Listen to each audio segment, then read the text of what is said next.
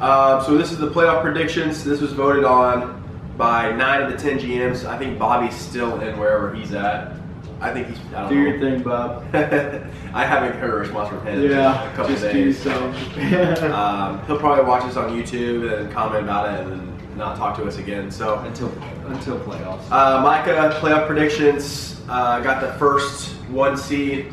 It was almost unanimous. Only 2 people voted for him, and he got a 3 by Leo. No, Micah got my number 1. Someone gave him a 3. I forget who. Well, And then somebody gave him a 2, but the rest were 1s. So Bobby got the 2 seed right now. Dylan's at the 3 seed. I'm at the 4 seed at 4.6 average votes. Leo's at 5 with 4.7, so that was close. And then it looks like everybody else was kind of confused on JJ and Nick. yeah. So JJ is at 6.2, Nick's at 6.7 for the 6th and 7th seed. Kyle, Swanky, and John round out the top or the bottom 3. Leo, I don't think Kyle, Swanky, or John's making it, so it's really going to come down to that.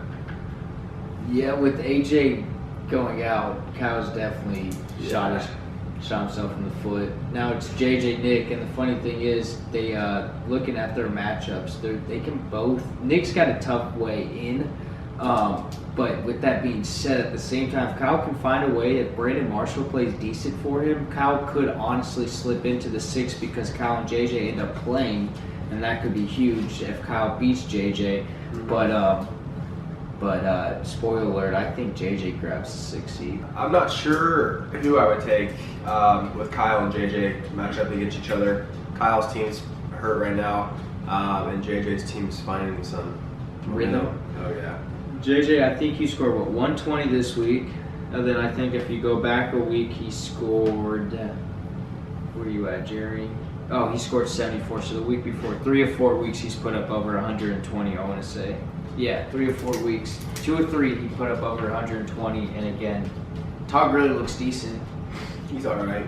He looks like he put up double digits every week, but I don't know. I think JJ squeaks away the 6 seed. I think so too. And JJ finally makes a fucking playoff run for once in his goddamn life. Is this the first time he makes the playoffs? Probably. I wouldn't. And I think this is the first time Bobby makes the playoffs. So the only person in their league that's Wow. never made the playoffs is, I think, is going to be John. What is fascinating though is Jeremy has 6 losses this year, averaging out about 12. He's losing by 12 points per loss, and Kyle's losing by 24 points per loss. But Kyle is winning by an average of 28 points when he wins, and Jeremy's only winning by 22. So Wow. It's really up in the air there. The other game of the week that I think could help open up this playoff prediction is Nick Beal going against Leo. Both teams 6 and 5.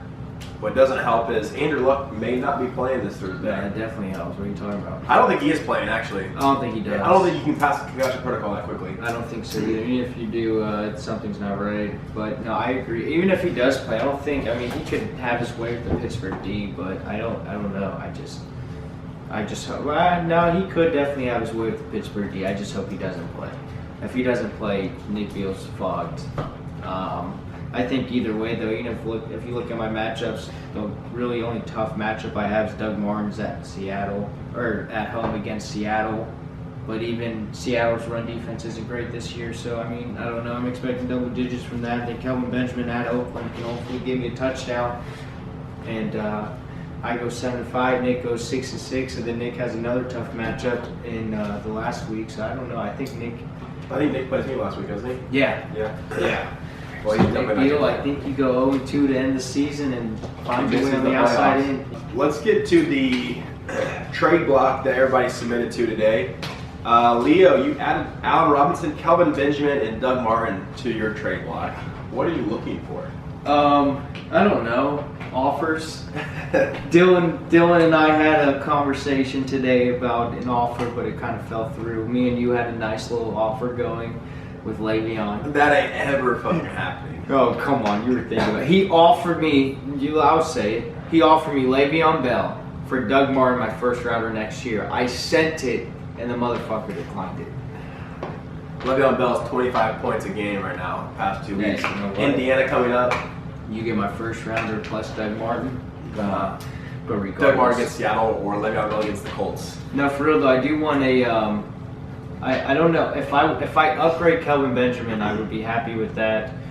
Or if I just get rid of Doug. I'm high on Doug Martin, but he's free to ship, so I don't know. I don't know what I'm looking for. I'm just looking for offers. If something sounds intriguing, I'll accept it. But if not, I'll ride with my team into the playoffs. I added James Starks, Demarius Thomas, and then I'm really torn on if I like Ebron or Jimmy Graham better.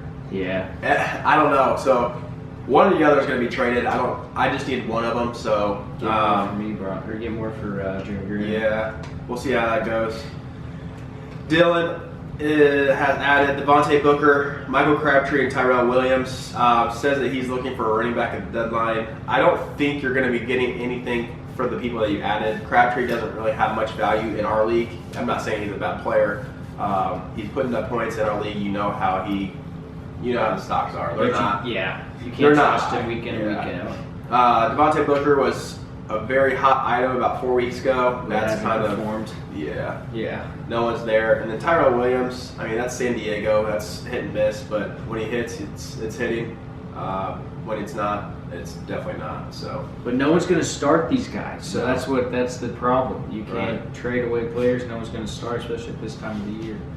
JJ added Fat Rob, who scored a tally of fucking 31 points against me. Who the fuck is Fat Rob? Robert Kelly. Oh. 18 points in the fucking last 4 minutes to beat me last week. It's only right. He also added Deshaun Jackson and Randall Cobb, who no one will touch. So I guess Robert Kelly is the only value that we see, but I'm staying away from that. Right. So I'll be interested to see if JJ or Dylan get any trade offers this week. Micah added Brandon Cooks, Larry Fitzgerald, which I'm liking, and Frank Gore. He also added Theo Riddick, which I just snuck past. Got James Starks, Sammy Watkins out of that one, so that's nice. He's looking for a wide receiver or a running back at deadline. I tell you what, he gets a deal done. Micah will get some sort of trade. He's got done. a lot to offer. Yeah. Micah, you better get a deal done. Although I don't know if he needs it, but then again, your receivers week in and week out, you could really get a stud receiver that puts you over the edge. I like Fitz. I do too. He's consistent, and he gets 10 plus targets every week. Yeah. John's team, he's looking to I guess his whole team's on the block. But he wants a high draft pick for Hopkins, Russell Wilson, or LeGarrette Blount. I don't think he's going to get any of those. Yeah. Swanky said his whole team's on the block besides the Packers defense, who's averaged out a -7 points the past 2 weeks. Nice.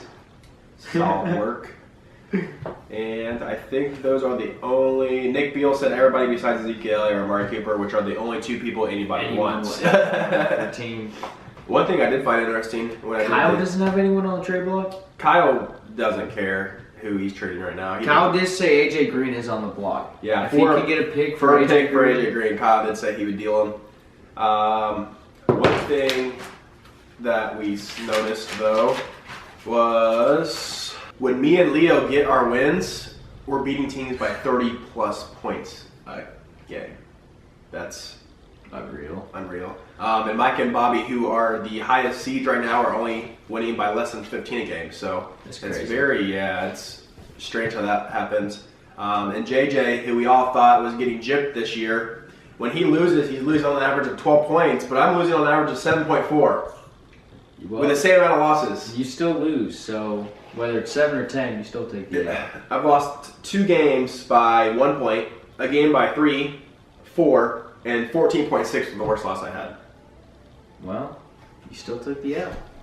It's all fucking Robert Kelly's going to get 18 points in the last 3 minutes. I had that wrapped. I was up 40 points with 3 players left for him. I know, that was probably looking good for you for a second. Yeah. Well, actually, for the whole fucking game until Robert Kelly decided to score. Brandon Swanky's bringing home the Cho Juggler Award. That's the 5th time in 11 weeks, so congratulations. 3rd in the last 4. Yep, 3rd in the last 4. That's just... 2 times he's been back-to-back Cho Jugglers. So Swanky definitely takes the worst GM this year? Oh, yeah. If we're giving up. But then again, I mean, John's pretty bad. I think Swanky's is... And because if you think about it, Swanky lost a first-round pick, too.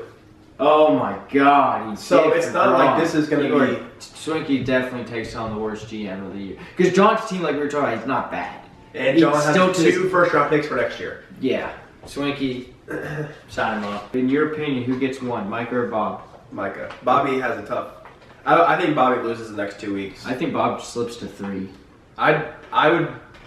What's everybody's record? I want to see Dylan's schedule real quick. Dylan's schedule is because Dylan could easily slip into the number 2. Budweiser, Bob, and Dreadheads. Wow, you got Bob, and then you got your brother. Wow, I think Micah. Wow, let's see these matchups with Micah. Okay, so you win against Bob next week. We'll just say it for good measures. Actually, the worst Bobby could do is get second seed because how it's set up is the first person in each division is the 1 and 2. Oh, you're right. And I'm behind Bob, and I have 3 more losses. So even if he loses out, Bob he still gets gets a 2 seed. You're right. So, Dylan slide in a 3. Dylan could actually take that 1 seed. Dylan could swing in there. Oh, he's only you're 1 right. game behind. Because then if he beats Micah last week of the season, wow. That puts him above Micah. Wow, there's a lot of good games. Yeah, Dylan could get the bye for the first round. So obviously, a quick glance at next week with the game of the week with Micah and Dylan. Wow, let's look at week 13. We got Nick Beal versus you, playoff picture. We got JJ trying to slide in at the 60 probably at this point against Bob. Oh, against Bob without DeMarco Murray. Without DeMarco Murray, so JJ could easily slide in if he wins out. And this week I think he's playing. I don't even remember, but I think he has a favorable matchup. JJ got Kyle with no AJ Green, and then he turns around and plays Bob for the last spot. So JJ is sneakily in this playoff picture. Then we got Kyle and Swinky, which doesn't really mean anything, I'm sure, unless Kyle finds a way to win.